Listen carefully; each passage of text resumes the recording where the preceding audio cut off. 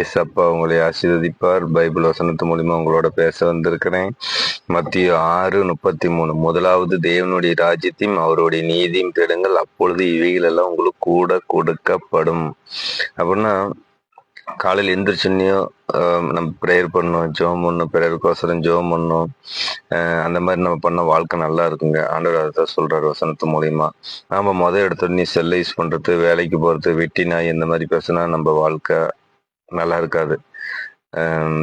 என்ன பண்ணுவான் பிசாசானவன், நம்மளை ஏதாவது ஒரு நிலைமையில எதுலயோ ஒன்று இழுத்துட்டு நஷ்டப்பட, நோய் பிரச்சனை இந்த மாதிரி இழுத்துடுவான். முதலாவது தேவனுடைய ராஜ்யத்தை நம்ம தேடும் போது நம்ம வாழ்க்கை ஆசீர்வதிக்கப்படும், நம்ம ஜெபம் கேட்கப்படும், நம்ம வாழ்க்கை நல்லா இருக்கும். இதைத்தான் நம்ம ஆண்டவர் செய்ய சொல்றாரு. அதை செய்யுங்க. நீங்க உட்காந்து ஆண்டவரே எனக்கு இதை செய்யுங்க அப்படின்னு சொல்லி சின்னதா ப்ரேயர் பண்ணி பாருங்க, உங்க வாழ்க்கை நல்லா இருக்கும். சரிங்களா? ட்ரை பண்ணி பாருங்க, உங்களோட ஜெபம் கேட்கப்படும். God bless you.